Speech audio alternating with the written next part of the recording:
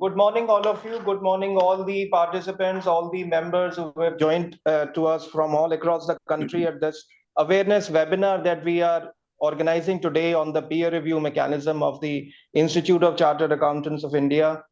We are pleased to have with us today the Chairman and Vice Chairman of the Peer Review Board, CA Purushottam Lal Khandelwal ji, Chairman Peer Review Board, CCM CA Gyan Chandra Mishra ji, Vice Chairman Peer Review Board.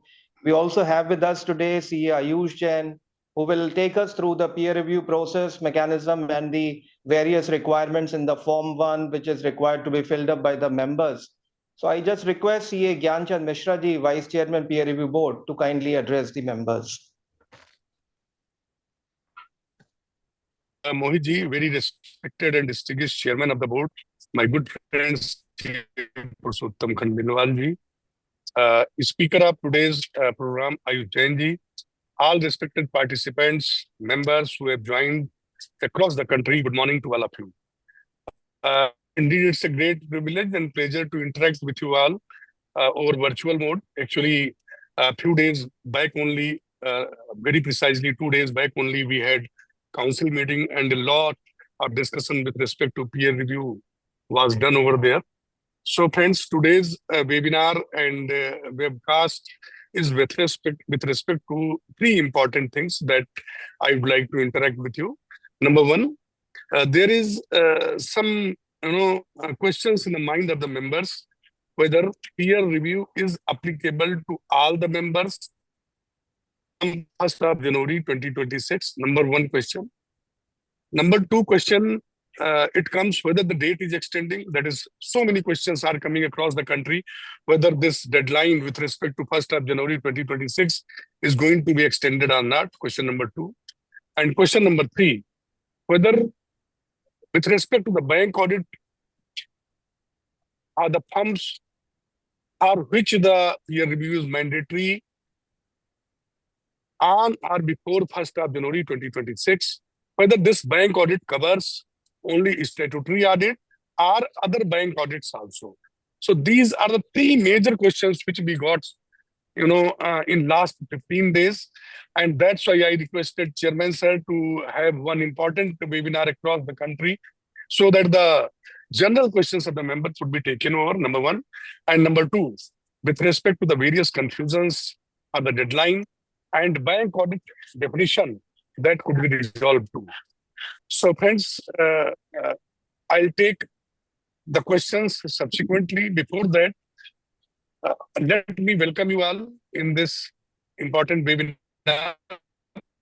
And peer review is very important mechanism, and this is regulatory function of the institute. We have to understand the spectrum, how the peer review is being done, and what is its importance, and what might be the consequential effects if the peer review is not done within the stipulated time period. So first, this is not a general committee. This is regulatory function of the institute, which the institute does in consultation and on advisory of various stakeholders of the institute, like number one, Ministry of Corporate Affairs, number two, RBI, number three, number four, NAFRA, and so on. So basically, this function is very precise and very result-oriented function that the institute takes up.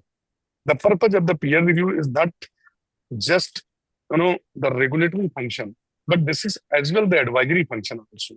The reviewer who is conducting the peer review, he always gives certain suggestions to strengthen documentation, respect to the function, number one.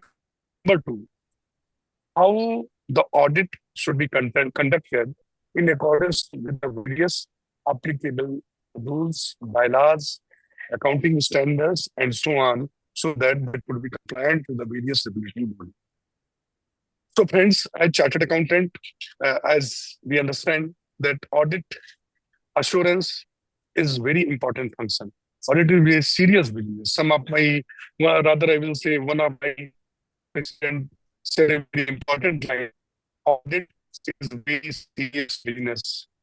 It's not, so we have to emphasize on this very important function that if we are doing audit or certification function, certain responsibility is on our shoulders. Responsibility not with respect to the documentation, only, but responsibility with respect to the truthfulness and correctness of the statements also that we are going to verify. Will not go in the procedural part. I'll take 2-3 minutes. Chairman, sir, I'll take 2-3 minutes more. आराम से that, sir. I could, Take your own give- time, sir. Own time. Okay. So, thank you, sir. So, friends, we should get offered the beginning. This is the function conducted by our colleague only. That's why the name is peer review. Our peer comes to our office, he examines our, system of doing the audit, procedures of documentation, and some advisory is given to the practicing unit if that is non-compliant. If there is, gross negligence, gross violation of any rules and laws, then certainly it is being reported to the peer review board, and peer review board also takes the suitable action. So at first, would like to tell all the members who are listening us that please don't take it that this is such a function which could not be conducted, or if peer review is to be done, certainly there is some punishment. There is no punishment at all. You are very important stakeholder of the institute. Institute is made of the members, by the members, for the members, and this starts from you only. So you have to, number one, compliant. Number two, documented. Number three, and most importantly, to be reviewed, and reviewed by your peer only. Peer is your chartered accountant, and they have taken certain training, and by virtue of that training, they are able to conduct the peer review. The peer review training is being done at all the branches across the country. So many programs have been conducted, and I think in this month only more than 50 programs are planned. Daily the branches are requesting, regional councils are requesting. We are trying at our best that peer review training program reaches to the last person of the institute. Our chairman, sir, is a member who has, myself, I'm a member who has come from a very small place. So 10, 15, 20 chartered accountants are practicing. So I have requested chairman, sir, and he has kindly consented that one peer review training program will be conducted across the country. So far, programs have been conducted physically only. I'm telling you, physically so far. But this is first time that board is taking this initiative, the training program to be conducted virtually. And for this, I request Modi to tell the members how this program will be conducted, so that the members who are sitting at the remote location, not able to go to join the program to branches or regional councils, they can also get the opportunity to be the peer reviewer and they can complete this training. Hence, two important things I will take more, then I'll conclude my deliberation. Number one, as we understand that the institute is ours, though institute is regulatory body also, but responsibility are ours that should strengthen the hands of the institute. We are very important and integral part stakeholder of the institute. So we should think if government has delegated some responsibility, and thanks for some of the members that all these things are not being done by institute suo motu. When the peer review was first time implemented, then also in consultation with the SEBI. Now the RBI wants that the branch auditors who are conducting branch audit, they should also get peer review. So you should be compliant to the law of the land. As an auditor, responsibility is on our shoulders to establish that the audit has been done in accordance to the accounting standards, auditing standards, guidelines of the institutes, policies and procedures as established in the accountancy. And most importantly, we all are here to assist you. Never feel that you are alone and you are just fighting alone to get yourself peer reviewed. The whole system is working towards it. More than 50 chartered accountants in the board are working day and night to assist you that firm gets peer reviewed within the stipulated time as prescribed by the council.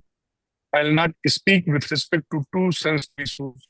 That is, with respect to the data extension, will request Chairman Sir to address what has been discussed in the council. And two, most important, the definition of bank audit that the speaker and of course Mohit Bajanji, who is secretary of the committee, to explain the term bank audit and how it is significant for the members who are going to take up the bank audit on or after 1st of April 2026. It is 1st of January 2026 as of now. But since the bank audit, statutory audit especially, I will tell, is to be conducted after 1st of April 2026. So that will be taken up by the office and the speaker. So friends, without taking much time, I'm really thankful to each one of you who are viewing us. I think more than 10,000 people are viewing us as of now, and more may join soon. So I welcome each one of you on behalf of peer review board, on my own behalf, and I'm sure that we will strengthen ourselves, we will strengthen our systems and procedures, and we will strengthen the arms of the Institute of Chartered Accountants of India, our alma mater. Thank you, everyone, for patient listening, and over to you. Thank you, sir. Thank you so much. Now I request the chairman, honorable chairman of the peer review board, CA Purushottam Lal Khandelwal ji, to address the members. Good morning, respected vice chairman of the peer review board and my dear friend Gyan Mishra ji, who has taken this initiative to reach each and every chartered accountant who is residing in the remote area of the country. Thank you, Gyan Bhai, for your wonderful idea and to motivate our members to undergo their form for the peer review. Secretary of the board, Mohit Bajalji, faculty, IUG, and all my friends, chartered accountant who's live watching this awareness program. Friends, the peer review board has been established in 2002 for a regulatory function. The main aim of peer review is to ensure the quality service delivered by the practicing unit. Friend, Modi ji rightly said, the chartered accountant are Rishi Muni of Arth Jagat. Chartered accountant Arth Jagat ke Rishi Muni hai, or the stakeholder believe in the whatever the financial statement signed by a chartered accountant. So how we ensure that the chartered accountant who signed the financial state is a quality, deliver a quality services. So the peer review mechanism is to ensure that your friends of the same will come to your unit, practicing unit, and guide you to improve the quality of the service provided. The recognizes the role and the regulation in creating the environment of enhancing audit quality. The council as a proactive initiative mandate the peer review mechanism to enhance the overall quality assurance service rendered by a professional. The peer review mechanism is striving to help the vision of Viksit Bharat 2247.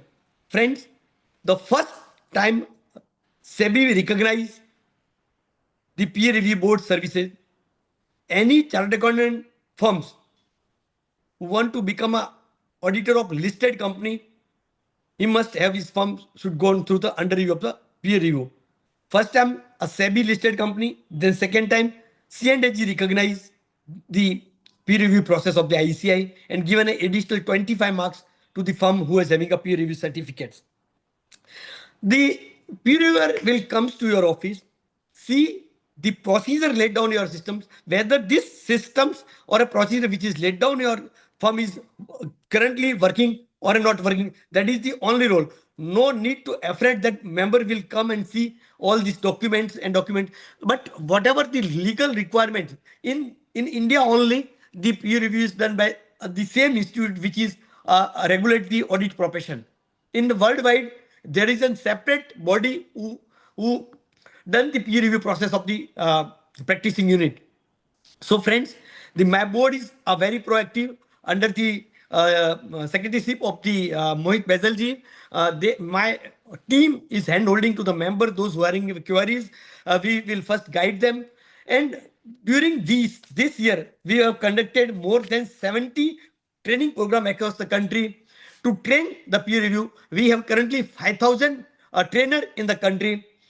We have taken a 20 final test of to mock test for the mock test and 20 final test to give a certificate to the peer reviewer. So friends, who can be a peer reviewer? That will be guided by the IUG is here. What is the procedure? I'm not going technical into procedure of the peer review process, but friends, if you are in the audit profession, that you have to provide a quality services. Now, audit is a serious business. If you are in an audit profession, please provide a quality services. Even you want to provide a quality service, but some procedure you might not be aware or are not in your control. So the reviewer will come and guide you that you have to keep such kind of record, which is compulsory for the SQC policy. And these all are the accounting standard, auditing standard. You have to go through, you have to provide an audit report in such a way, because whenever problems arises, any other agency will comes to you. Who will save you? Only documentation will save you. So you don't feel it is a burden. It is a hand-holding exercise. So please go through the peer review process. The last date of peer review process, which is said by Gyanbhai, for the 3 or more partners or those who are currently auditor of the bank branch, has to complete the peer review process. So we are not going to extend right now any date. So please go through, you file a form number 1 for the peer review process. And we are extremely happy to share with you that the software or peer review board is completely ready from application to provide a certificate. So we will live this program from the 15th of this month from Monday. So you can file all application on the software. All pre-fill information will be available. So don't feel burdened that this information is not applicable to me because I'm not an auditor of the listed company. So then automatically this portal will not this page will not open to the if you are not an auditor of the listed company. So the relevant information which is relevant to you will only open and will be happy to file these forms. So I will not take much of the time because the IUG here, he will guide you completely, which is a question in your mind. And still, if the IUG cannot solve the question, you can mail or write in the chat box that we will answer at the end of the program. Thank you so much. Thank you, sir. Thank you so much. So I will now request Ayush Jain to speak on the peer review process, the rationale, significance, and most importantly, the Form 1, how to fill up the Form 1 and all the requirements of the peer review so that the members can become aware of the requirements. Mr. Ayush Jain, please. Good morning, all. To begin with, I'd like to thank Peer Review Board, Chairman, Vice Chairman, Secretary, and the entire team for the tireless effort in making this mandate workable and suitable in a smooth manner for the CA firms across country.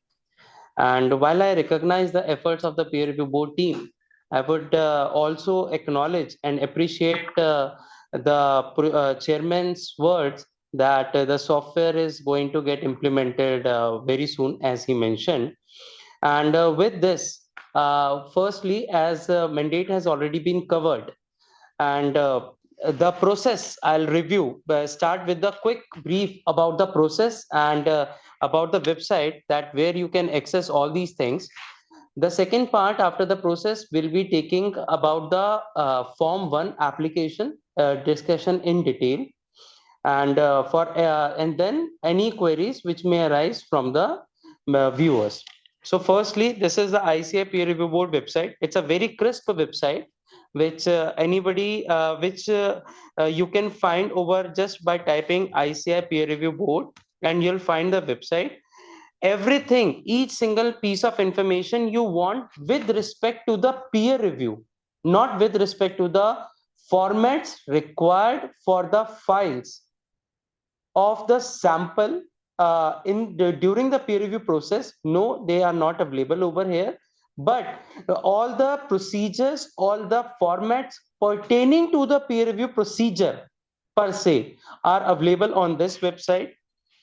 And to begin with, the very first step of about the procedure I'll cover. It is available on this very link, illustrative time schedule. This is the one of the most perfect document when it comes to the peer review procedure. It is specifying all steps in a sequential order. To quickly sum up, the peer review process begins with the application form 1. Earlier, it used to be a small form, and questionnaire used to be shared with the peer reviewer directly and then to the peer review board. However, now the entire form 1 application is shared with the peer review board at the first step. While the software will come into force, the procedure may change and routed via the portal. However, till then, entire procedure is via email only. All communications with the peer review board are via email only. No physical communication, no physical post to the peer review board. All what you need to do is simply fill this form 1, and this is the form 1. Fill this form 1 and mail the signed scanned copy along with the detail along with the UDN wise client list. I'll discuss in detail. Fill this form 1 and mail it to this email ID mentioned on the website of ICAI peer review board. Achha. On this email ID, peerreviewboard@icai.in. All communications with the peer review board are to be made via this email ID only. So this is the first step. Entire form 1 needs to be submitted, filled, signed, scanned copy to be submitted to ICAI peer review board. Then the second step is ICAI peer review board will give you will send you a panel of 3 peer reviewers of location of your choice, mentioned at page number 2 of the form 1. Here you specify the location, and accordingly the panel is being sent by the peer review board. Then thereafter you can all details of the peer reviewer are mentioned over there. Communication details, contact details are mentioned. You can simply communicate with the peer reviewer, and if they are available, ready to accept your engagement, then you can confirm back to the peer review board via the reply email. Then the peer review board will send you an appointment email to the peer reviewer and to the CA firm, indicating what all needs to be complied with. After this appointment email, peer reviewer needs to send form 2 acceptance. This is the form 2 acceptance.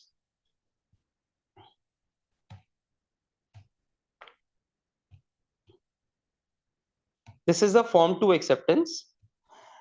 Peer reviewer needs to send an acceptance, formal acceptance to the CA firm by filling this form and submitting the same signed copy to the CA firm. Thereafter, peer review CA firm needs to send form 1 application again to the peer reviewer.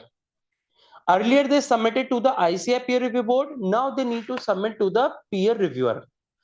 Now, after this submission, the next step is peer reviewer has an option to ask for additional information after reviewing the entire form 1 application. In case they exercise this option, then the relevant form is form number 6. In case the peer reviewer exercises this option. At this stage, normally peer reviewer asks for the copy of QC manual, UTN-wise Excel file in detail Excel file, UTN-wise client list in detail Excel file, and several other documents, CP records and other things. Generally, this is what peer reviewer asks, but it is again at the option of the peer reviewer. After this, after the form 6, the next step is sending the form 5 and sharing the sample. This is form 5, whereby a peer reviewer indicates and about his or her visit date. ICAI peer review board allows that peer review can be conducted virtually as well. So as the case may be, if physical visit is conducted, mention the same over here.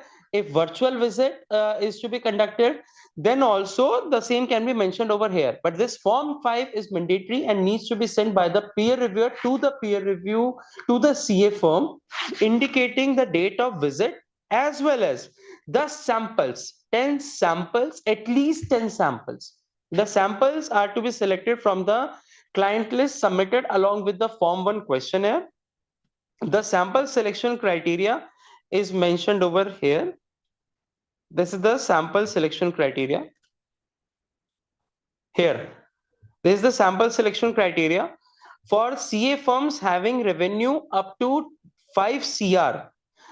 Minimum 10 samples are required, and thereafter it gets increased. Then after sending the sample, the peer reviewer visits the CA firm virtually or physically, as may be decided between them, and reviews various documents, all the requirements, all the submissions made under form 1, then all the submissions, all the points to be reported in the final report, annexure 1, annexure 2, and annexure 3. These are the formats of the peer review report. And also the 10, at least 10 UTNs or more, whatever the sample size is, as per the sample selection criteria. And then also the firm's website, the internal manuals of the firm, HR manuals of the firm, all these, whatever mentioned in form 1. Okay. Then after that, based on the review by the CA, based on the review by the peer reviewer, in case the peer reviewer faced an issue, did not has any observation, did not find any document in the relevant file at the same time, or found any irregularity, non-compliance, then the peer reviewer has an option to issue preliminary report. Again, this is an option. However, in case the option is exercised, then it will be, in case the option is exercised, then 3 preliminary reports will be issued. First is the issuance of preliminary report, whereby each point will be mentioned by the peer reviewer, addressed to the CA firm. Thereafter, CA firm will reply point wise that let's say CPRs are not complied for any partner. So peer review, CA firm will reply that this is the corrective measure we have taken in the subsequent year. So, and against each submission by the CA firm, peer reviewer will again provide the satisfaction remark against each point. So these 3 reports, preliminary report, responses of the practice unit, PU against the preliminary report, and then satisfaction remarks or whatever the remarks of the peer reviewer against the second report. All these 3 reports are to be submitted to the peer review board along with the final set of the report of the peer reviewer. Then after preliminary report, this is again optional. Only if applicable, these 3 will be there, otherwise no. However, in case qualified peer review report is issued or any observation is being made in the peer review report, it is required or even suggested that you first incorporate the same in the preliminary report. For example, in case the firm has not undertaken peer review certificate, has undertaken audit of listed entity without holding peer review certificate, then it is mandatory for the peer reviewer to bring this point, this observation in preliminary report itself, firstly. However, after the preliminary report, the payment of the peer reviewer needs to be made before issuance of the final report, and the payment is to be made in accordance with the criteria mentioned in this cost of peer review. Again, this is minimum fee mentioned by the peer review board. This is the minimum fee, and this is minimum fee based upon the turnover of the CA firm. Again, at the choice whether assurance, non-assurance, or overall, as the option is exercised in the form 1. Then, after this, the fees is paid. This is the minimum fee excluding TADA, and AQMM fee is in addition to the basic fee mentioned over there. Then after the fees is paid, again after the fees is paid, then the form 9 along with the entire peer review report is to be issued by the peer reviewer to the firm. Firstly to the CA firm. This is the form 9. This is the form 9. I'll just show you. This is form 9, and it is a covering letter where peer reviewer mentions that I'm submitting you the peer review report along with these annexures and everything, and also confirms that I have received the peer review fees. So peer review fees is necessary to be paid before this particular step, and the firm also acknowledges on the second page that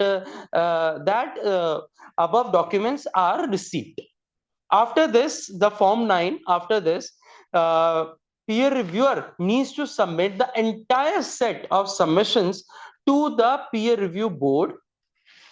Again, the relevant form is this particular, the first 2 pages of this particular file. These 2 pages, these are like the covering letter or the above agenda. These 2 pages are to be placed at the top, and whatever documents are mentioned in here in this checklist, all documents are to be compiled, placed below these 2 pages.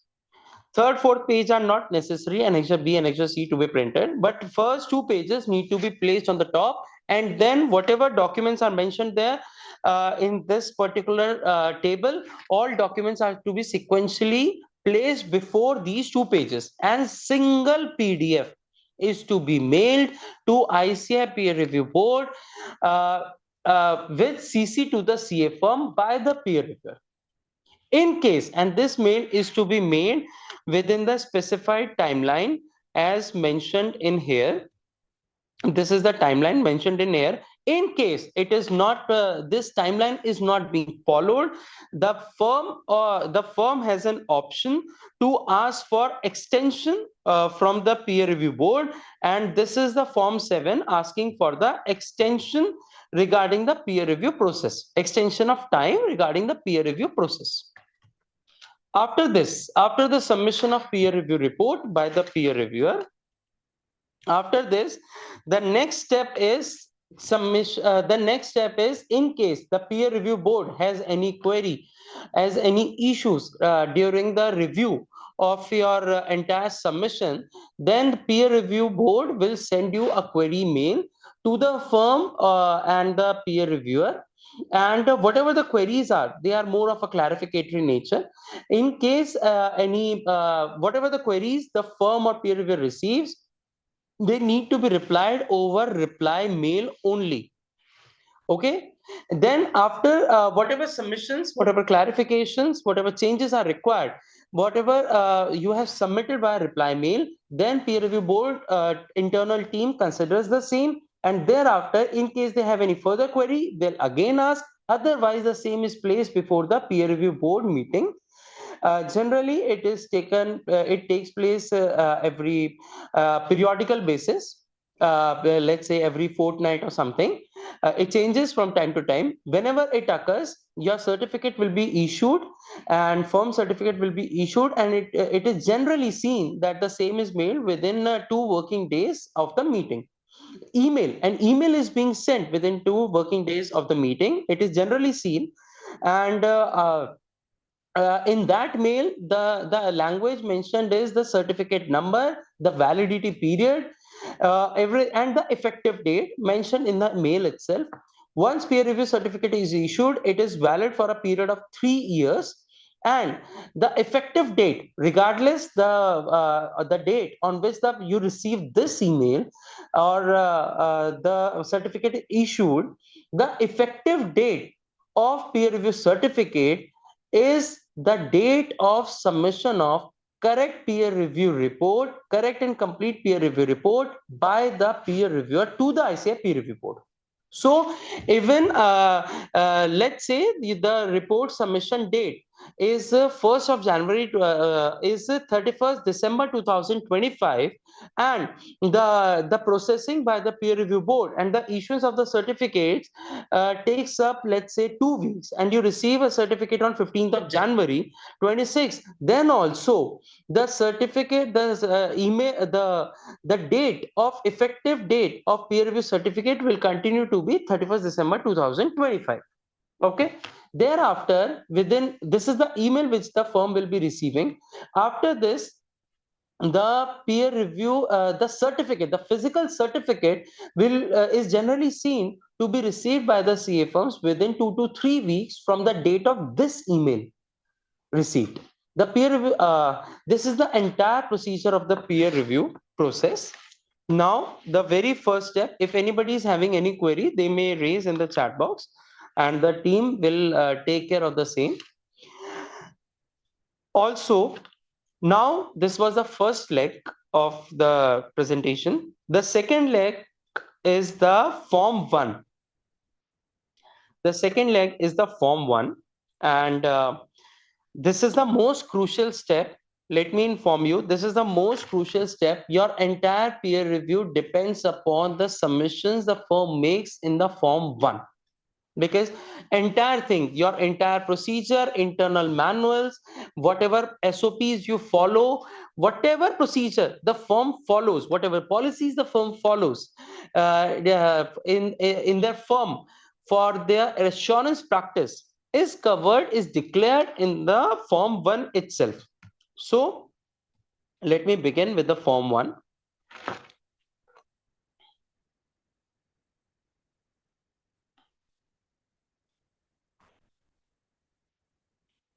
This is the Form 1. So it has got 4 parts. The Form 1 application has 4 parts to it. The first part, a preliminary part, is this preliminary application. It is basically filled by your internal records, primarily self-service portal and few other records of the firm. The firm name, membership number, FRN, and then why the firm is getting the peer reviewed. If you are covered under the mandate, then you can take this. If you're voluntarily, then this. In case the CA, in case of new unit, that is the firm established, the FRN established for a period of less than 12 months, then new unit is to be ticked. Then after that, this is the only, you need to, no need to specify the name of the clients, only specify the category or nature of clients. In case you are handling tax audits, then the nature of clients as mentioned over here. Okay. Then the location of the peer reviewer which you desire to have. In case you happen to have, let's say you happen to have an office, let's say in Mumbai. Okay, you are a proprietorship firm, you have an office in Mumbai, then you have option to have a choice of peer reviewer either from the same city, that is Mumbai, from outside city, let's say Pune, Delhi, Chennai, or either of the options. And in case you exercise the option of outside city, then you need to specify which particular city you wish to have peer reviewer for.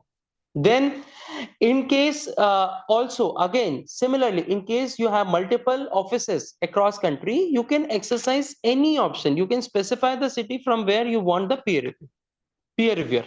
Otherwise, in case you select the same city, it will be deemed as you want the peer reviewer from the HO city itself. Then address for sending the physical peer review certificate. Then this information is to be submitted by new unit only. Then which partner is the coordinating partner for this peer review process, and signatures, signature and firm stamp. Then thereafter, this was the preliminary part of the Form 1. Now part A, part B, part C.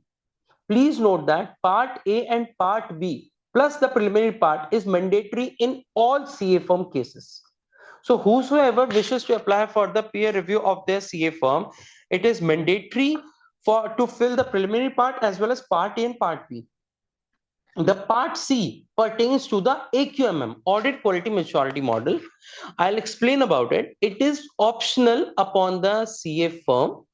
It is mandatory for certain class of CA firms. Otherwise, it is completely optional and voluntarily. However, if it is not mandatory in your case and you fill it and submit to ICAI peer review board, then please note it will be treated as if you wish to voluntarily apply for it. You wish to voluntarily get your firm AQMM reviewed, and it will be deemed as, and there is no back option that later you can say that no, I did not wish, it was filled by mistake. This is not the case. So please be careful what you are filling and what needs not to be filled. Then in the part A annexure, name as per the firm card downloaded from the self-service portal, HO or branch. If you have branches, then both needs to be ticked. Then address, the registered HO address, then email, website, status, date of establishment as per the firm card. Again, as per the firm card, networking, the mention of the network as per ICAI registered network. The details of these network needs to be specified. Then period under review. It may please be noted that this period under review is very important, as all the UDNs will be driven according to this period under review. And let me explain, it depends upon the date of application of the peer reviewer form. This is date of application of Form 1.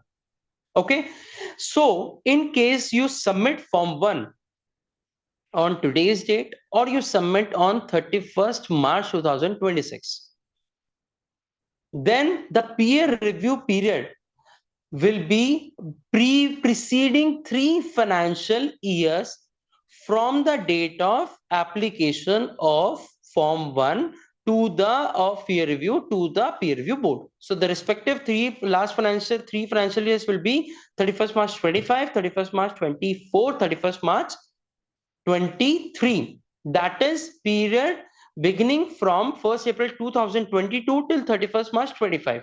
Meaning all UDNs having signing date pertaining to these 3 years are covered under the subject peer review cycle. Meaning, if you have a UDN generated on, let's say, 10th of April 2022 for a report or certificate signed on 25th March 2022, then the same will not be covered in the subject peer review cycle, because the corresponding period is from 1st April 2022 till 31st March 25, and the signing date pertains to a period before this period under review, regardless of the UDN generation date. So the best mechanism is you download the dump of UDNs from UDN portal and put a filter. Whenever you download the same in Excel, it is generally seen that it is downloaded in the as per UDN generation date. So what you can do is you consolidate it all and then put a filter in the column of date of report, signing date, date of document. You put a filter on that date and select only those UDNs having dates from 1st April 2022 till 31st March 25. With this filtered, your all UDNs which although generated during this period, they will be out of this particular part. And please ensure that you download the UDN dump data not till 31st March 25, but till 29th or 30th May 2025. Why? Because there is a relaxation by ICI that you can generate UDN up to 60 days. So 60 days. So even if you have a generated, if you have signed a report or certificate on 31st March 2025, it is possible that you could have generated the UDN for the same till 29th of May 2025. So the safer practice is you download the dump from 1st April 2000 for all UDNs generated from 1st April 2022 till 30th May 2025. Put a filter on the column date of document and filter out the UDNs pertaining to the period 1st April 2022 till 31st March 25. Only these UDNs are subject to peer review. Okay. Now, this was the significance of this period under review. Then later stage, how this needs to be further filtered, I'll explain you while I'll discuss the clause 22. Then after this serial number 9, the 10th part is contact person against the coordinating partner of the CA firm. Then details of all the partners who were there in the firm, even for 1 hour, even for 1 day, all the partners who were there in the firm during the period of under review. So even if the partner is not continuing, even if there is any partner who is not continuing with the firm as on date, but who was there in the firm during the period under review, then also the details needs to be mentioned in this particular table along with the joint year and left year. Okay. Then after that, after these details, again, clause number 12, as on 31st March 2025. As on 31st March 2025, if your period is 22 to 25. Okay. So only as on that particular date, whatever CAs were employed within your firm or otherwise engaged as consultant, regular consultant, 194J, then the details thereof needs to be mentioned over here. Details of other employees other than CAs, as on 31st March, across all the branches of the CA firm, not just the HO. So semi-qualified, article assistant, administrative, others, just the figure needs to be provided, number 5, 10, 50, whatever the numbers are. Then under clause 14, in case the firm has any branch office, then this detail needs to be updated. If no, simply mention not applicable. Okay. Please ensure no column, no submission in entire peer review form 1 or for report can be left blank. Mention dash, nil, not applicable, but you need to fill the same.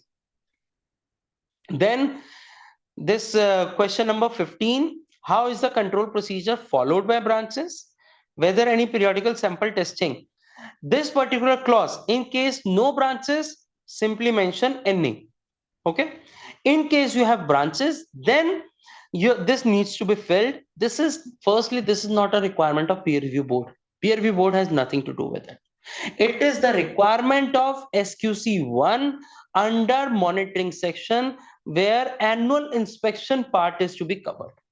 So this is a requirement of SQC1 and this is mandatory in nature. The firm simply, in case the firm says that we do not do any such activity, it's a violation of SQC1 and the same needs to be reported by the peer reviewer to the peer review board along with the final qualified report. Then clause number 16, this is where the firms are given choice whether to provide turnover as per P&L of the firm, gross turnover, or as per the assurance practice. It is completely at the choice of the CA firm. However, in case the CA firms opts for assurance practice turnover, please note that it is the peer reviewer may require UDN wise fee column or register to cross check and determine whether the turnover mentioned over here by the CA firms is valid and accurate or not. Because please note, it is not a choice of the peer reviewer. Whatever submissions are being made in this particular Form 1 needs to be validated by the corresponding documentary proof, supporting document by the peer reviewer by checking the respective records of the CA form. Then this clause 17 I'll cover after clause 22. Clause 18, digital competence maturity model. It is not mandatory in nature. It is recommendatory in nature. So in case you have exercised this evaluation, mention yes and the date. In case not, simply mention no. NA is not an answer. Again, for the previous peer review certificates, information needs to be specified over here. In case the decision has been formed, any partner or employee of CA firm has been found guilty by disciplinary committee, then the information needs to be provided over here. It is mentioned disciplinary committee, not board of discipline and not disciplinary directorate. Okay. Then clause 21 I'll cover after this clause 22. Now this clause 22, whenever the CA firm whosoever any CA firm wishes to apply their peer review, then it is suggested that this is the first information they should be preparing. Only after preparation of this information, it is suggested to move to Form 1. This is the first information they should prepare. How it is to be prepared?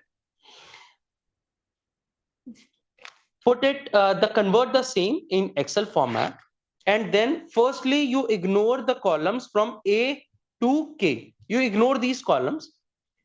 Put this in Excel format, whereby serial number, category name, signing partner, type of engagement. You have an option for ease of preparation of UDN wise client list in this format. What you can do, you can shift this FY column here between this. You can shift this column here after type of engagement and before whether EQC are done. You can shift this FY column here. Then whether engagement quality review, turnover, borrowings, network. It is suggested to add two columns to it. One is UDN, another is the fee part. Okay. In the case of then the next step is, for all the partners you downloaded the UDNs for, simply copy paste all the UDNs, the relevant UDNs which I discussed earlier. Simply copy paste all the UDNs over here in this Excel file. So let's say you have 1000 UDNs. So you'll have 1000 rows below this particular heading row. You'll have 1000 rows. First, you fill that UDN row, UDN column, UDN row. Then second step, you fill corresponding signing partner name. Because from the UDN, you'll understand which partner has signed the same. Then you fill the respective branch or HO, wherever that partner belongs to. Okay. Then after this third information, fourth information you fill is this FY. What is this FY? This is not the financial year to which this particular engagement for which UDN was generated pertains to. No. Even if the audit was conducted for 2020-21, but it was signed on, let's say, in September 2022, the UDN contains the date of document to be 2022. So these FY are the signing years. This FY is the signing year and not the year the same pertains to. Okay. So mention the signing year. So signing year will be 2021, 2022, 23, 23, 24, 24, 25. Okay. After that, so you have filled the FY. Then you fill name of client. Even if the ICI allows coding of the client, but it is suggested that you first fill name of the clients against each row, against each UTM. Okay. Then after that, you mention the type of engagement. What could be the type of engagement? It could be statutory audit, it could be tax audit, it could be internal audit, it could be concurrent audit, it could be LR, limited review, it could be certification. Okay. It is suggested that instead of writing net worth certificate, turnover certificate, you can mention a single term certification. It may please be noted that in case you happen to have, let's say, 1,000 UDNs, and you also happen to have generated UDNs for compilation engagements, or you have generated the UDNs for due diligence, please note none of these two engagements are covered under the purview of peer review. These are explicitly excluded here. Engagements for due diligence, engagements for compilation of financial statements. So you need to, in case you happen to have 1,000 UDNs, you need to you can prepare a reconciliation file in Excel format for each partner for each year, total number of UDNs. Let's say they were 1,000 minus revoked UDNs. Let's say they were 20, then minus number of UDNs pertaining to due diligence, minus number of UDNs pertaining to compilation. Let's say they came up to 50. So now UDNs as per annexure. Net UDNs for peer review and UDNs as per annexure. What is annexure? This is annexure. So this reconciliation can also be prepared for ease of reference and comfort of the peer reviewer, which you can share with the peer reviewer as well. That whatever UDNs were there in the UDN portal, we have covered them all. Okay. So only these 930 UDNs, that is 1,000 UDNs minus 20 UDNs revoked minus 50 UDNs pertaining to the due diligence, and the second part is due diligence and compilation. Only these 930 UDNs will be subject to peer review and to be covered in this particular format. Okay. Now, after that, these three figures needs to be filled. After the type of engagement, these three figures, financial figure, needs to be filled. Turnover, borrowings, net worth, comma, wherever applicable. Let's say your case is of turnover certificate. Then this turnover is applicable, borrowings and net worth are not required. Let's say yours is a case of audit. Naturally, all three figures will be there in the balance sheet. Let's say you have a certificate where you certify name of the directors. None of the three figures are required.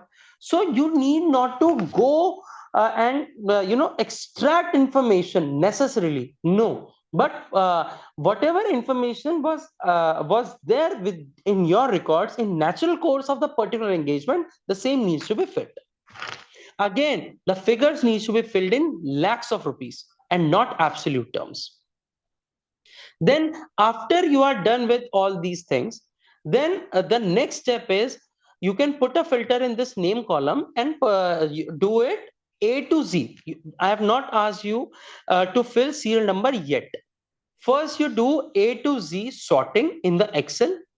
Then all the client name, all the rows having client names, similar client names, regardless of the year, the same pertains to, all the rows will come in a alphabetical order.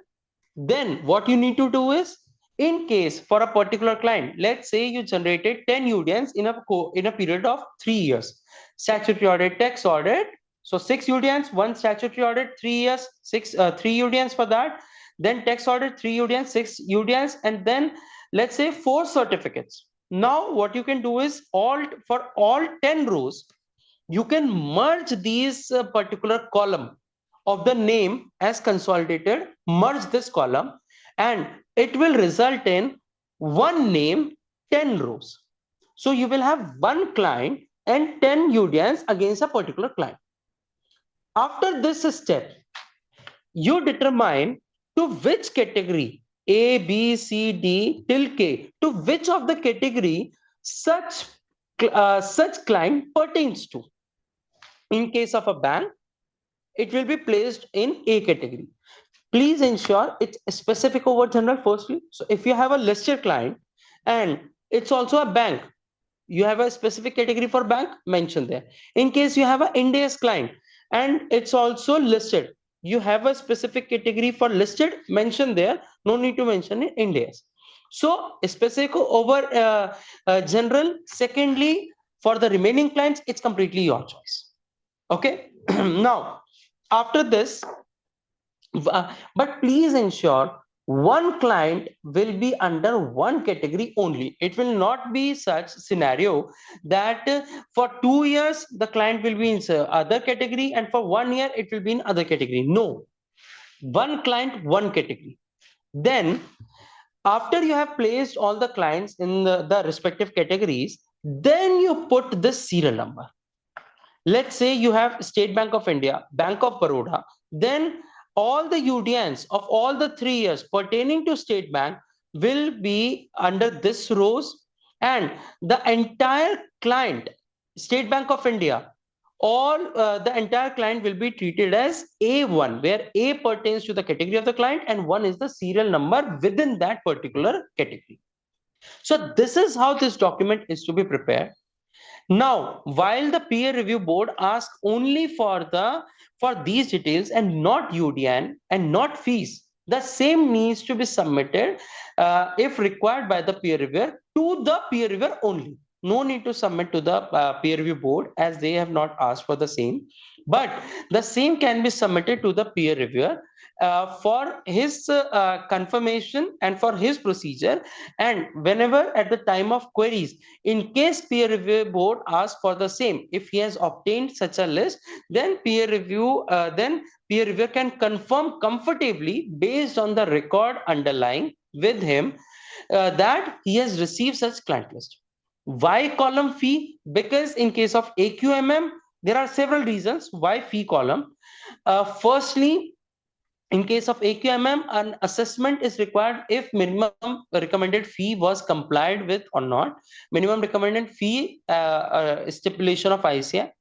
Again, there in this form, in this part B itself, there is a column of a question of minimum recommended fee. So in order to determine that also, peer reviewer needs to have that column. Thirdly, there is a requirement in this particular column of sample selection guideline that at least one UDN, at least one assignment of where fees less than minimum recommended fee was accepted needs to be selected as a sample. So for all these purposes, generally peer reviewer asks for UDN wise fee register as well. Okay. And after this is prepared in this manner, in case, now I'll cover this one, clause 21. In case there is any client, which client? Not a general client, but only clients covered in this, table,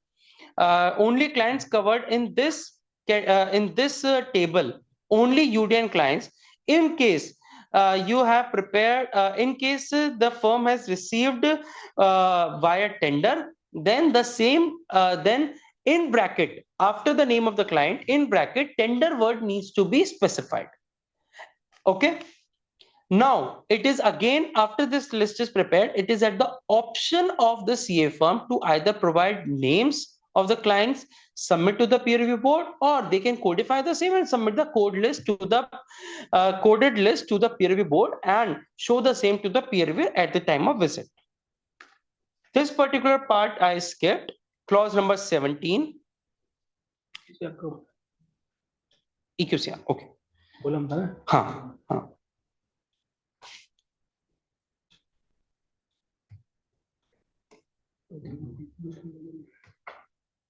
There is one column of EQCR which I skipped. Thanks to the team for intimating.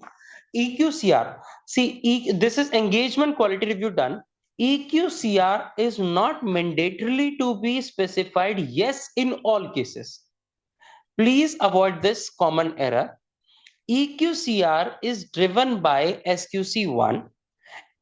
As on date, it is mandatory only in case of audits of listed entities. And for all other audits or attestation practice, it is at the choice of CA firm whether to not just the choice of CA firm, but also the choice needs to be specified in the policy, in the QC manual of the CA firm. So, for all the audits of listed entities, it is necessarily legal requirement under SQC1 to have EQCR. For all other cases, as per the policy of the CA firm, they can mention. For example, the CA firm has an internal policy to have EQCR in case of statutory and tax audits for a client with turnover exceeding 100 crores. So, in such cases, only those UDNs pertaining to statutory and tax audits with turnover exceeding 100 crores will have yes over here, and listed audits yes, and in all other cases it will be mentioned as no. It is completely the choice of the CFO. Okay, then, and where is it to mention? In your QC manual as well as in part B, which I'll be discussing. Then this particular part, clause 17, out of all the clients mentioned in this clause 22, my entire discussion will be pertaining to this, all the UDNs, all the clients mentioned in clause 22 only.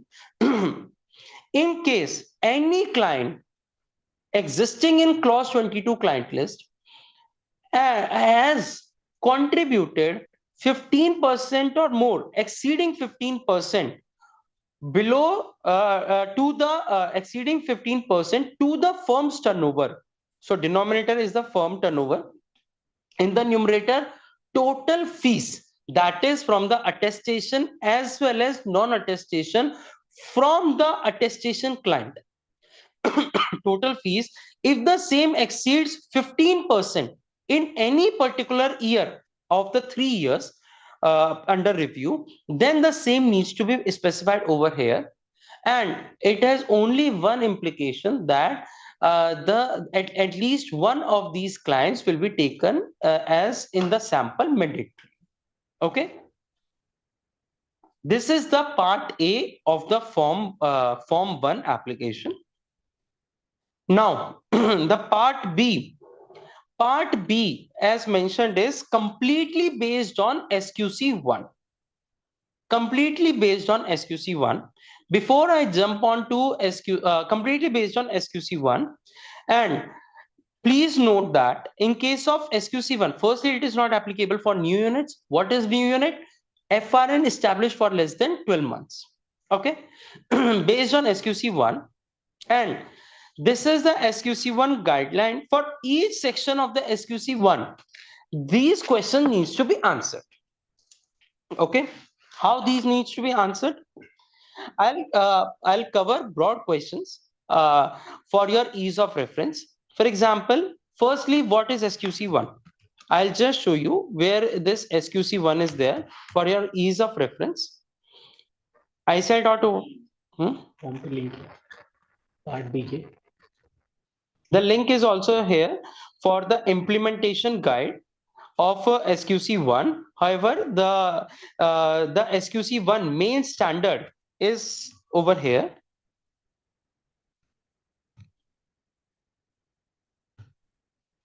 This is the SQC1.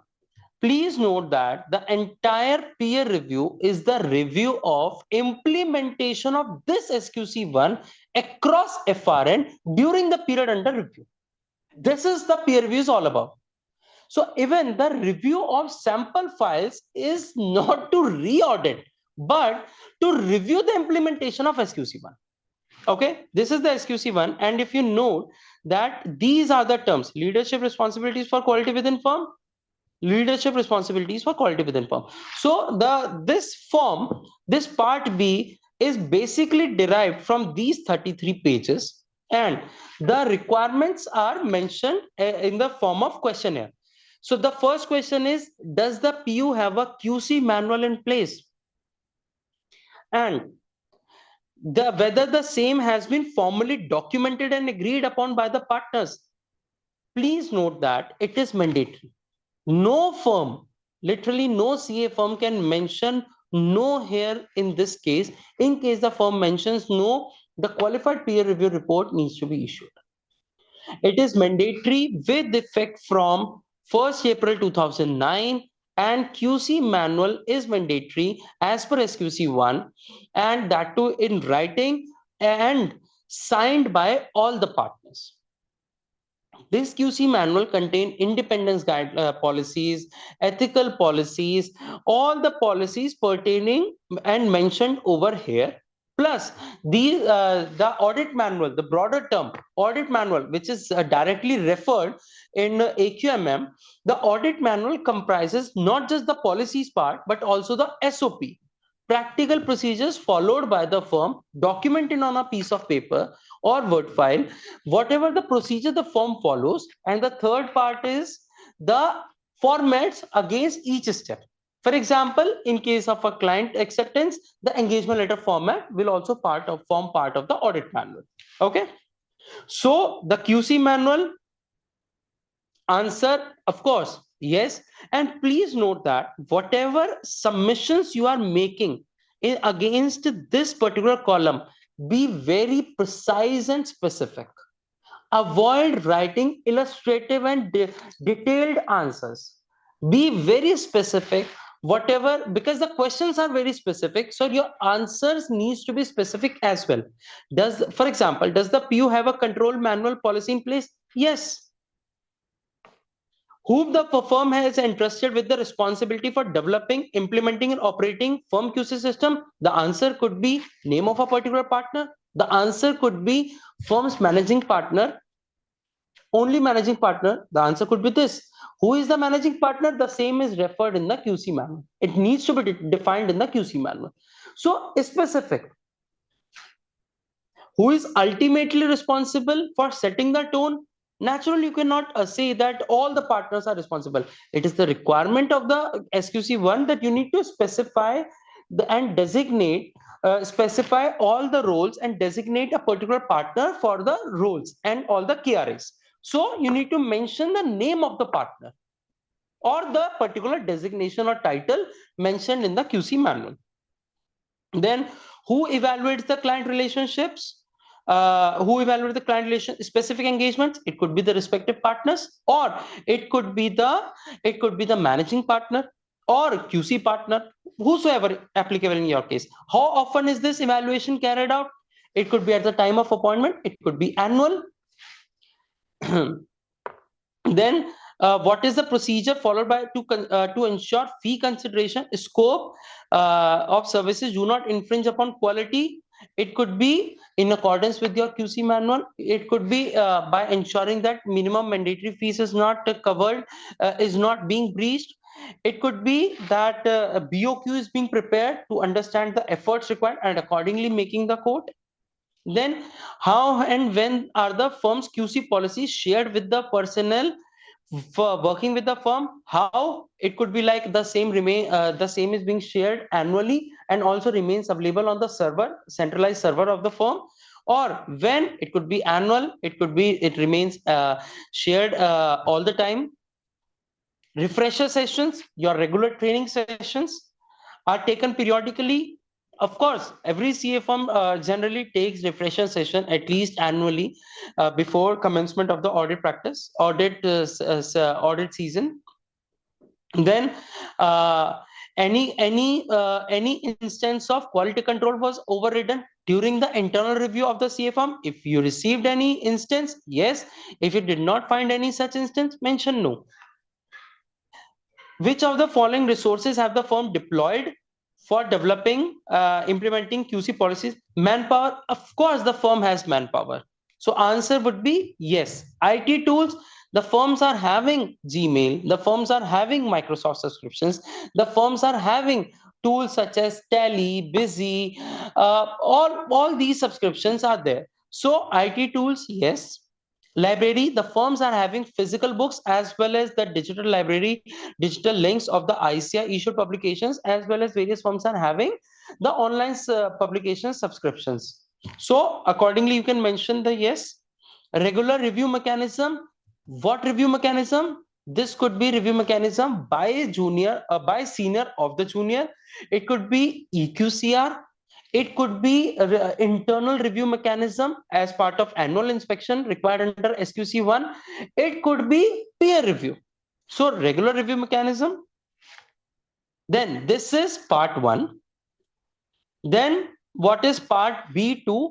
This is ethical requirements. Again, in the ethical requirements, designated independence and ethics partner. Who is this partner? You need to mention the name of the partner. Do not mention partners, all the partners. No, mention the specific name of the partner. Then, firstly, do you have such procedure? So yes. No, why can't you have no? Because it is a requirement of SQC1. So yes, and the name of the partner. If the partner is same as QC partner, simply mention yes. If no, it is also okay. It is allowed by SQC1. If you have a system for identifying all services which you render to the attestation client, yes, this system is required as per SQC1. It is mandatory and generally reviewed as part of client continuation procedure. So you need to have a format. You need to have a format whereby you mention all the name of the clients and such questions against which you need to answer all these questions on annual basis as part of partners internal procedures of under the section client continuation procedures. Then, does the PU regularly update itself with the changes in professional ethics, independence? So whatever the whatever ethical code of ethics seminars could be form based for justifying that yes, the firm regularly updates itself. Then what checks are put in place to ensure that personnel follow the independence ethics policy? Annual declaration could be one such check. Written declaration from each of the staff member. Then, does the PU maintain a list of entities with which PU personnel need not to have financial business relationship? This could be the attestation list. Again, this could be at the time of annual declaration. Whenever this change occur at the time of appointment with a new client. Okay. Then, which of the policies do engagement partners provide mitigate threats to independence? So these are the 5 threats, and these 5 threats are mandatory in nature, not as per peer review board, but as per code of ethics. So what is the requirement? If you have these 5 threats, firstly, what are the steps taken so that the self-review threat is mitigated, and how the PU is mitigating these threats, and is there any checklist? So no need to elaborate the story. What you can specifically write over here that yes, what are the steps taken so that self-interest threat to independence is mitigated? What step? You can give reference of your audit manual over here. You can simply give reference of your audit manual. That as per section where these are the steps mentioned at this page or this section of our audit manual. You can refer that, or you can refer that annual declaration. Okay, then how the PU is mitigating self-review threat? Again, you can give reference of your audit manual. Is there any checklist? Yes, the checklist is required. So you can give reference of the of your audit manual, or you can simply mention yes. No need to give reference in this particular. Simply mention yes. Okay, in this mitigating, what you can write? By ensuring a checklist at the time of client appointment, or also at the time of annually at the time of client continuation procedure. Similarly, advocacy threat, similarly familiarity threat, all these threats can be all these questions can be asked in similar manner. Whether the PU is practice unit demonstrate professional skepticism was used in the entire assignment. How can PU demonstrate? Firstly, the answer will be yes, naturally. And to prove to the peer reviewer that the answer you submitted is actually yes, how you can demonstrate? By showing that audit program was there. Entire audit manual audit program, reconciliation formats, MRL, all the entire procedure in accordance with SA checklist, AS checklist, Ind AS checklist, code of ethics checklist. All these were there, and they will demonstrate that the PU they will demonstrate that the practice unit exercise professional skepticism. Then what measures are taken to mitigate the same? Only if it is no. Of course, it will be yes. So it will be not applicable in such case.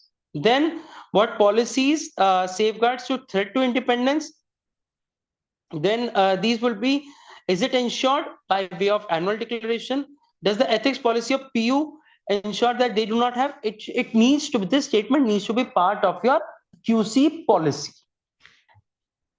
Then does the PU have a policy of rotating out senior personnel? Senior personnel for partner, see, there are differences. Auditor rotation is under Companies Act. Partner rotation is as per SQC 1, which is mandatory in case of listed entity for a period after 7 years. And this is senior personnel other than partners. So you can mention 3 to 5 years, whatever is the case as per your firm. Is there a policy that the guest should not be accepted? Again, the policy needs to be mentioned. If the policy is mentioned in your form, in your QC manual, same will be answered yes, otherwise no. Annual declaration, you need to have a policy as per SQC 1, and to the peer reviewer, just show the copies of the annual declaration. Accordingly, you'll mention yes over here. Independence declaration, as at the time of appointment by the engagement partner, is there required to sign? You'll mention yes and show the document to the peer reviewer. Then this is applicable in case of joint auditor. If there is no joint auditor case in your firm, simply mention NA. Then this is the requirement, this is the audit limits compliance. You can prepare a reconciliation file for the audit limits and share it with the peer reviewer. Then the case is, in case you have any statutory audit of PSU or government companies where you exceeded such fees, then mention reasons. You can mention whatever the applicable reasons were. In case, again, in case of such indebtedness was there, you can mention the reason. Again, in case of such minimum recommended fees, normally, generally speaking, there are certain cases in every CFO where assignments are accepted for a fees less than minimum recommended fees. So in such cases, you can mention, if such cases exist in your firm, mention yes. And the reason could be sophisticated reason, could be the actual reason, that considering the nature of efforts involved and cost of execution of those efforts, without compromising any quality in the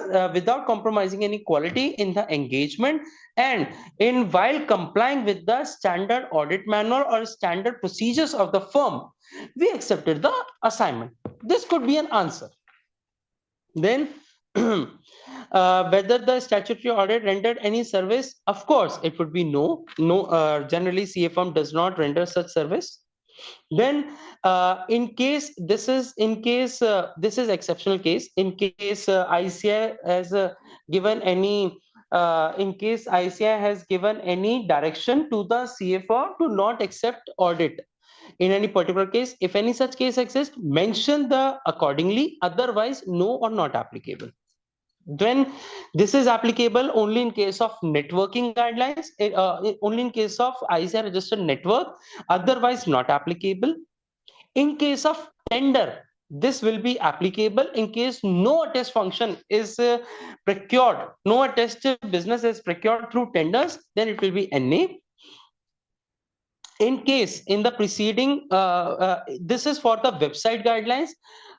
In case the firm is having website, then only the website guidelines need to be complied with. In case no website is mentioned on top and no website exists, then simply mention NA or mention no website. Okay.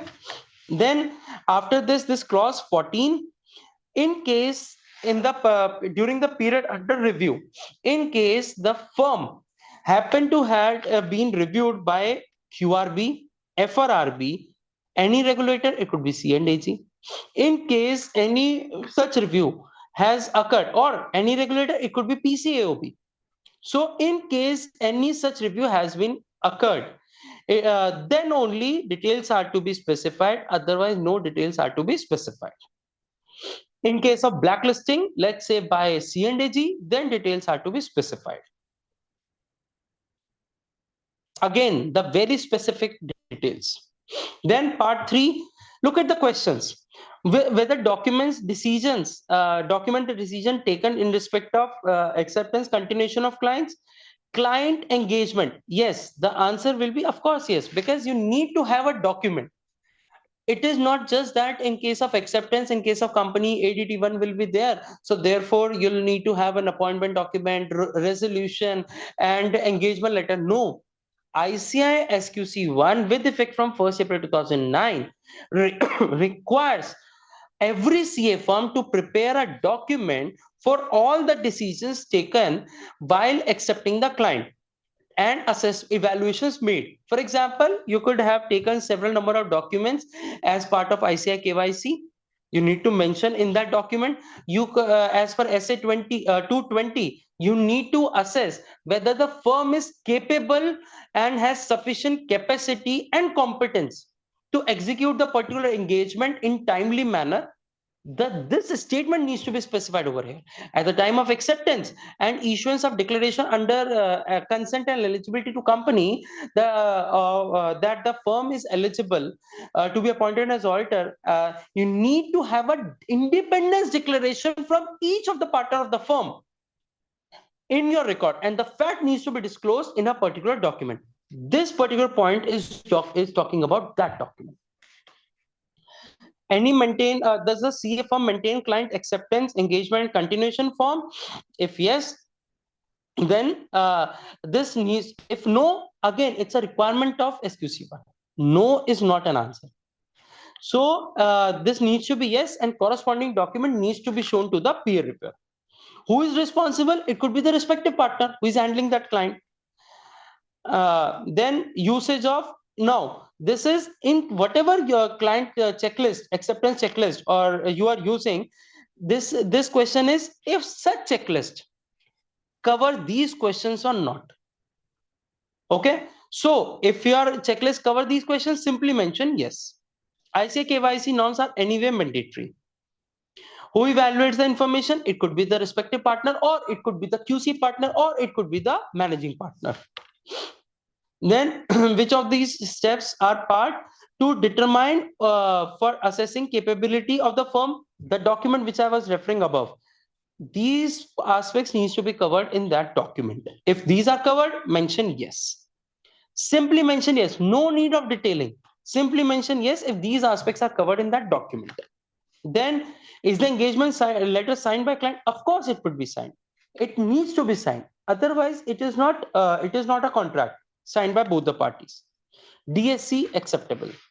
Then if withdrawn from an engagement, if there is any withdrawn from an engagement, any resignation, let's say in case of a company, it could be ADT3, then only the reasons and this needs to be filled. In case any issue, your internal records identified any issue, then only this needs to be filled. In case of HR, again, in case the individual full-time HR is their designated person, it could be a partner, it could be an employee of the firm who has been entrusted with the HR function, simply mention accordingly. Then documented process for hiring. If you have a documented process for hiring, it is available. Templates are available with ICAI, and even if there are no templates, you can very well prepare by your own. And accordingly, whatever the scenario is there in your firm, because it is mandatory as per SQC1, then you can accordingly mention what if you have all these things in place. For example, joining checklist. It is required under SQC1 that you need to have a procedure. Then these if you have any maintain and monitor employee turnover ratio, minimum staff to partner ratio, it is not mandatory in nature. So if you happen to maintain, you mention accordingly. If you do not happen to maintain, simply mention no. Okay.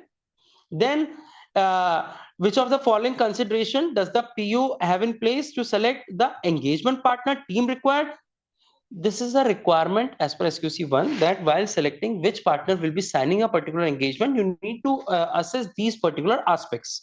So you need to have a checklist whereby you will be assessing these aspects before determining which team member will be taking care of a particular audit. Then after this, this is again, if you have covered this aspect in the checklist, mention yes. If you have not covered, accordingly you will make the submission in that checklist, and that checklist will be shown to the peer reviewer at the time of peer review for the respective samples. Which of the following procedure does the PU follow to determine capabilities? Again, if these checkpoints are there in writing, in paper, then accordingly you will answer that yes, we do it. If these are not documented, accordingly you will answer. But please ensure no elaborative answers, specific answers are required.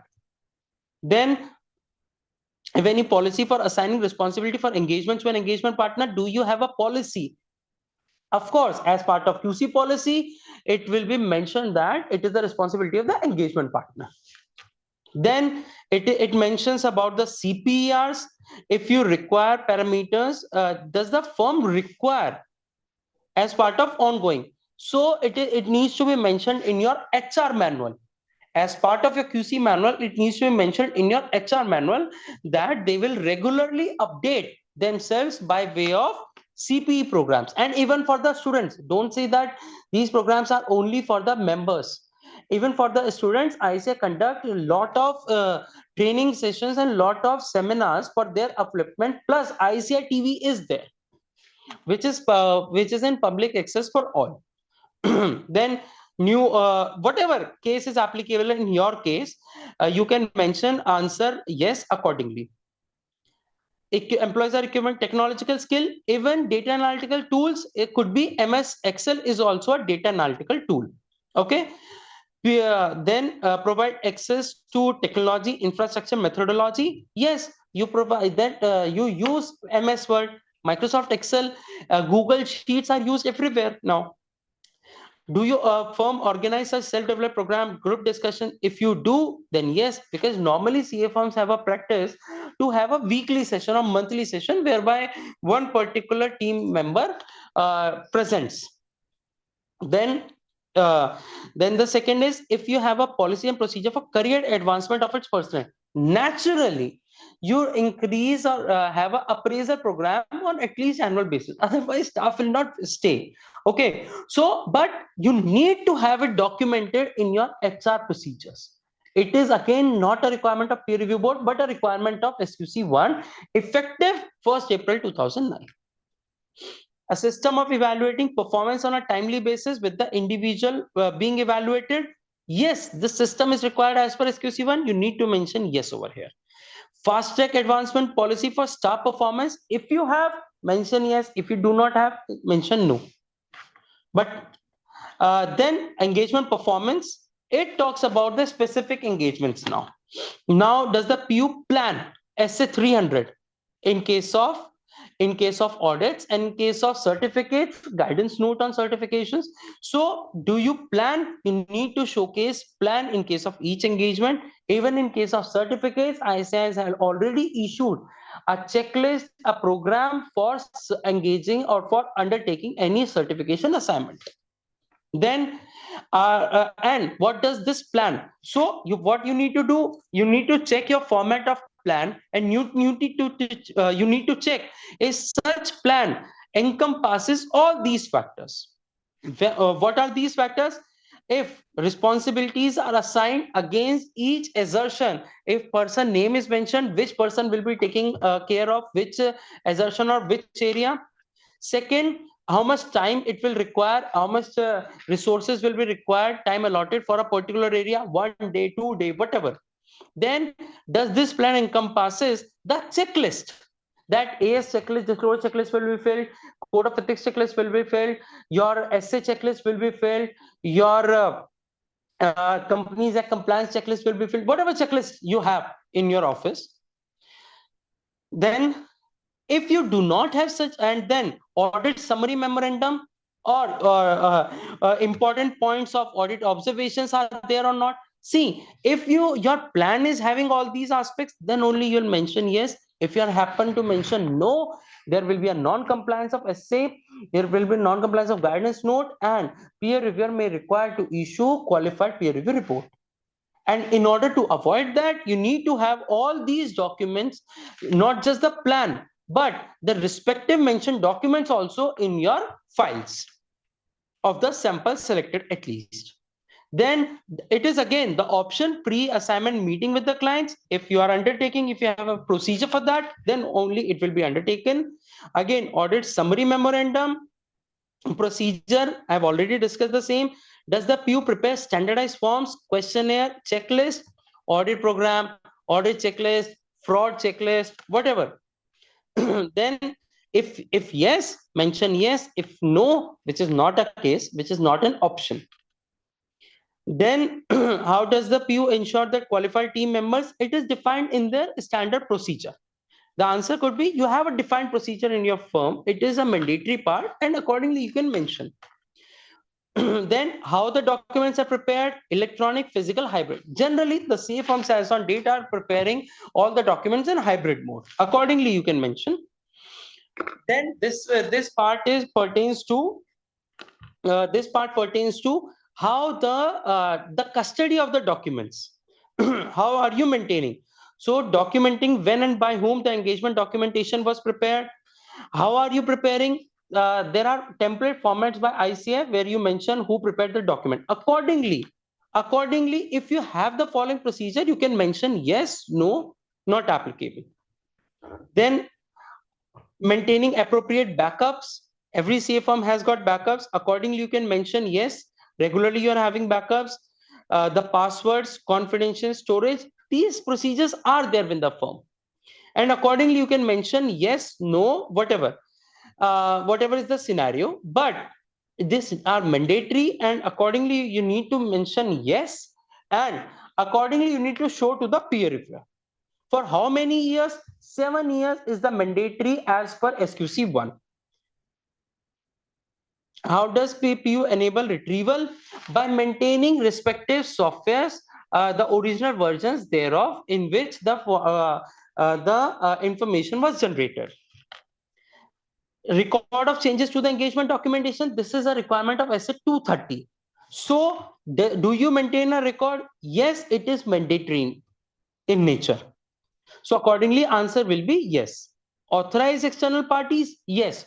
CA firms don't allow anybody or everybody to access their files, internal files. Do you have a policy? So even if you're taking or not taking consultation, then also it is a requirement of SQC 1 to here to have a policy upon consultation. So answer will accordingly be yes. Who resolves with the differences of professional judgment among member? Who resolves? The answer could be engagement partner. Then escalation metrics, senior member, then engagement partner, then it could be QC partner. So formally designed, if it is formally designed in your QC manual, audit manual, then accordingly answer will be yes. Are their conclusions reached properly documented? Audit observations. Conclusion is true and fair view. Conclusion is true and correct. Now, conclusion reached properly documented. The background working is your audit procedures and your audit observation file, audit findings file. Then where does what happen if the members continue to disagree with the resolution? You record in the working papers, and accordingly based on the decision of the engagement partner, the same is being taken up. When does the PU release the report in cases of in cases where difference of opinion exists? Based upon the engagement partner. This is EQCR. So in case of EQCR, policy is mandatory. Policy is mandatory for listed clients and for all other cases. whatever the case as per your policy, you can mention that. And in case you don't have a policy for EQCR other than the listed, simply mention dash. And accordingly, as per your policy, whatever the scenario selection criteria is there in your firm audit manual, accordingly, you can mention this particular part, yes or not applicable. Same is with this, whatever criteria is there, who will select the engagement EQCR partner, what criteria, experience is there, whatever parameters are there as per your firm policy. Accordingly, if this parameter is there, mention yes. If no, mention not applicable. Or no, not applicable is not an answer in this case. This monitoring part is what are the policies and procedures.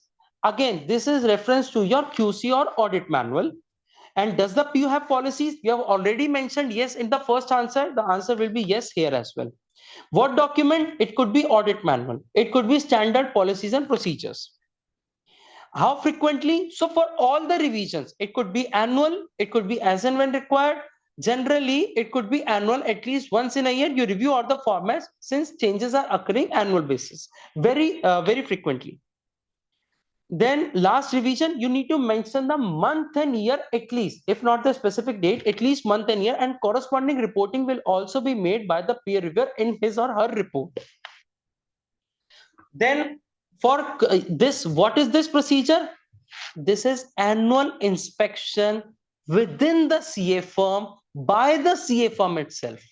This is a requirement under SQC1 of annual inspection guidelines. So whatever annual inspection is being undertaken, you cannot say it is not being undertaken. It is mandatory as per SQC1 with effect from 1st April 2009, and accordingly, whatever inspection procedures are being undertaken, you need to specify accordingly. Designated partners, yes. Deciding, yes. Whatever procedure, and corresponding report, corresponding submissions, validating these submissions are to be shown to the peer reviewer, who will further confirm in his peer review report. This is again CP records, all these things are part of that. This was the Form 1 Part B. Now quickly I'll cover Part C. It is very detailed. I'll just touch upon these aspects, and firstly on which cases it is mandatory, and in which cases it is mandatory. Firstly, this is AQMM mandatory part.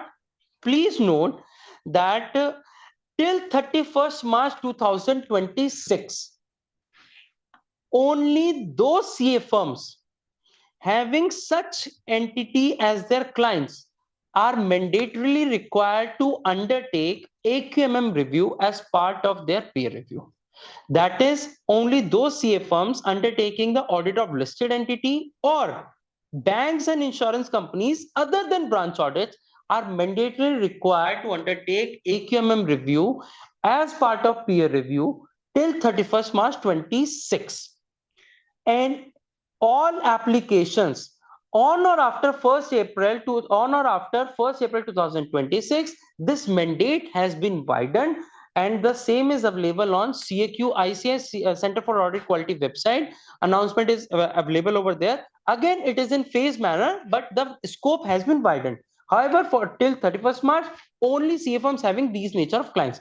So if mandatorily you are covered in this, or voluntarily you wish to apply for AQMM, this particular Part C is also to be filled. And Banks and insurance companies, only central. Other than branch. So basically, other than branch audit means only central. Other than branch audit means, as mentioned by Secretary Sir, only central CSA audits are covered over here.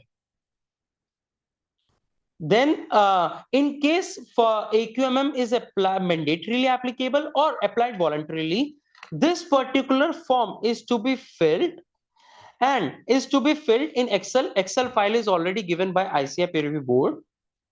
This to be filled. How it is to be filled? Based on each parameter, whatever score basis is there, the firm needs to fill accordingly. For example, the firm's turnover from audit assurance service is less than is more than 40% of total turnover, but equal to or less than 60%, 3 will be given. If the firm is having vision mission statement, 2 will be given. If the firm is having or presence of QC manual, audit manual, all these aspects are covered. Accordingly, 12 score will be given. If the firm is having all these formats, format wise, score is to be given for presence and implementation. So what CFM needs to do, they need to check their internal audit manual, internal procedures, and read these along with this implementation guide to AQMM given on the peer review board website. Refer this and accordingly answer each of the question and put a score to it. What peer reviewer needs to do, peer reviewer will check each score, check the underlying supporting document. For example, in this case, peer reviewer will check if this format exists in your audit manual. If yes, 1 score will be validated. If the same is also implemented across the 10 samples, minimum 10 samples or more, then peer reviewer will give 2 score as well. So this is how, and for overall total scoring, whatever the scores are being made, the total based on the scoring, category level 1, 2, 3, and 4 are to be given in the peer review report. In the peer review report by the peer reviewer, here in this report, before his signatures, here AQMM level of the firm is to be given, and where level 1 is the lowest, level 4 is the highest. And for each score, I mean, if the software, each question is specific and needs to be checked with the implementation guide of AQMM.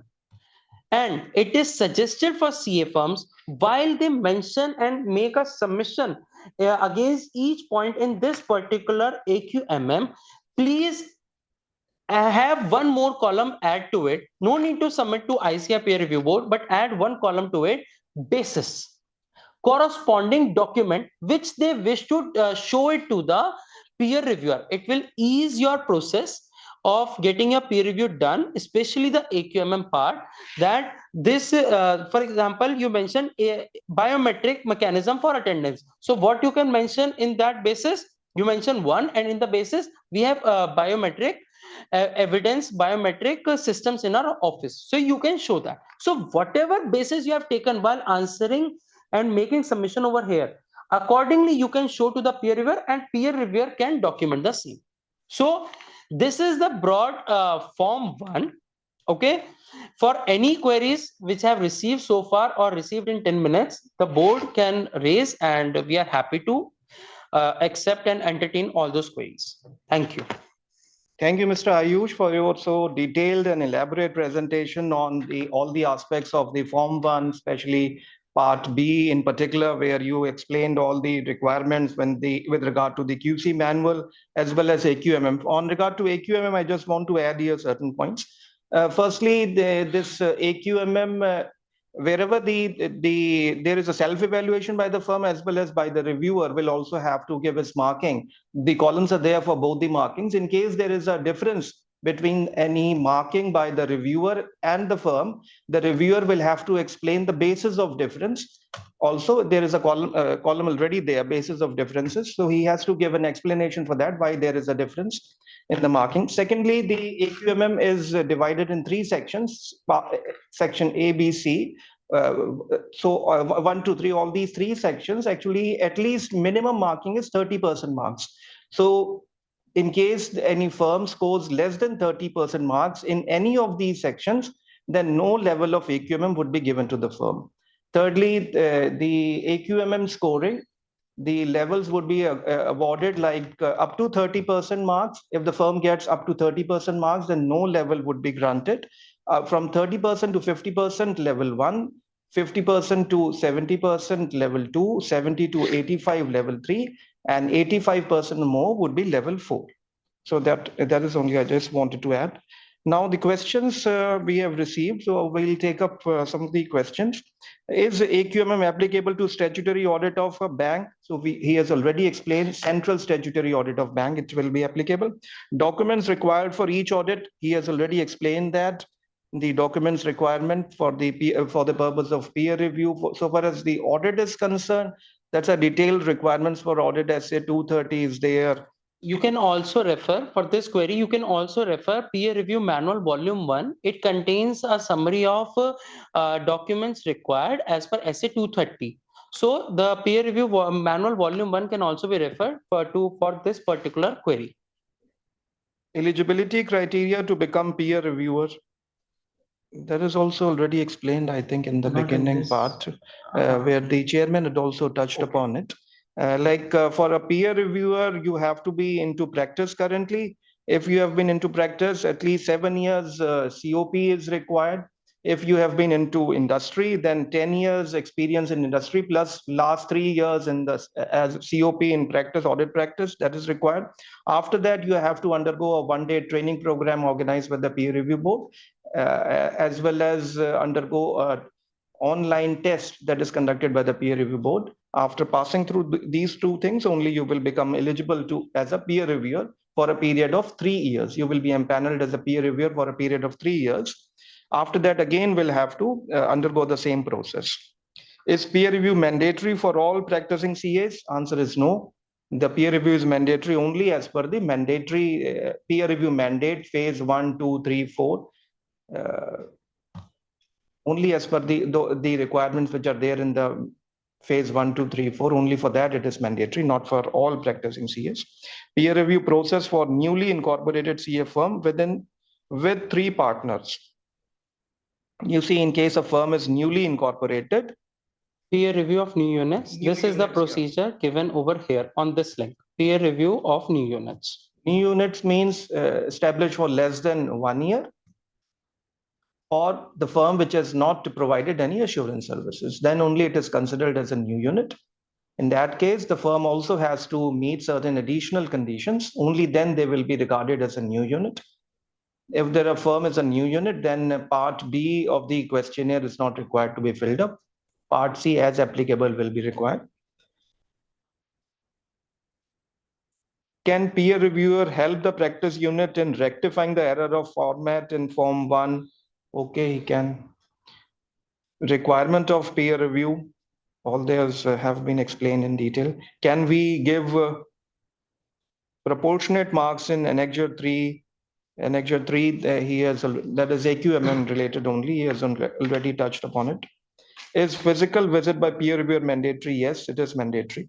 If the firm does not, Virtual is also allowed, no? Virtual was allowed by peer review board, na, in the guidelines, virtual peer review. Physical is not necessity. It is mentioned. Virtual was allowed during the COVID, and after COVID, it has not been withdrawn. So, please. if the firm doesn't get peer reviewed, then the firm cannot do all the assurance services like certificate, internal audit, etc., or limited to only for statutory audit. You see, please see the mandate, which is very clearly mentioned. The peer review mandate phase 1, 2, 3, and 4. Kindly go as per the mandate.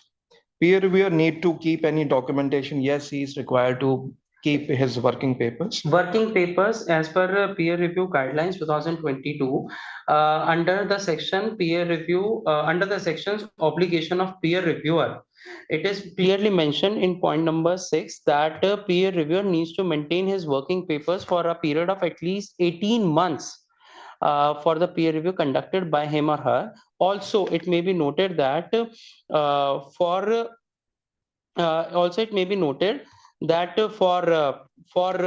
and such working papers cannot be, such working papers could be noting or documents of the CA firm, but as mentioned in point number 3 under obligations of peer reviewer, that is such documents cannot be the extract of the client of the CA firm.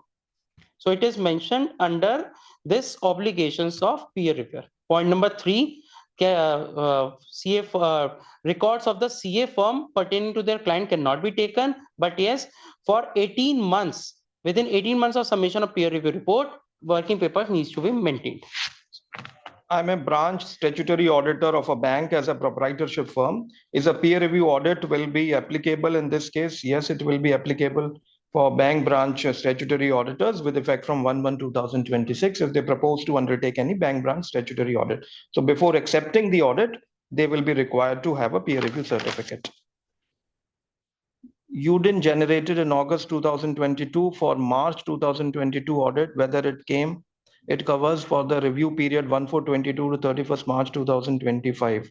Yes, it will be covered because of the signing date falling in August 2022. Frequency of review. 3 years. Certificate is issued for with a validity of 3 years. Or as mentioned in the certificate, sometimes it is less than 3 years also. So after your validity expires, you need to get it renewed. Peer review certificate is valid till 31st March 2027 when I can apply for renewal. During last 6 months, you can apply at any time. In point number 17, as format is optional. Which point number 17? No, it is not optional. If it is existing in your case, then it is mandatory to disclose, because as per sample selection guidelines, at least one sample from such clause 17, from such clients mentioned in clause 17 of a high concentration or high dependency client needs to be picked as sample. Is recording of this webinar available on ICI TV? Yes, it will be made available on ICI TV. Is it concurrent audit will be covered in peer review? If yes, then 12 UDIN for each month to be considered as the client, or 12? So as I mentioned that 12 rows will be there for the UDINs. You can merge and have a one client. And at the time of sample selection, it is at the choice of the peer reviewer to select the sample size. Minimum sample size is being defined by the peer review board. However, upper limit is not being defined in the guidelines.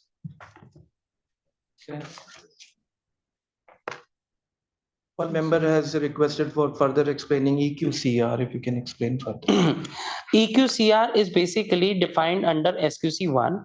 In EQCR, it is not re-audit. Basically, it's a requirement where the signing partner, that is engagement partner, who has covered up all the audit, conducted the audit, but before issuance of audit report, the entire audit is being made to a review, not re-audit, but a review to another partner of the firm or to an outside CA at the choice of the CA firm, where the another CA reviewer only reviews the entire audit on broad basis.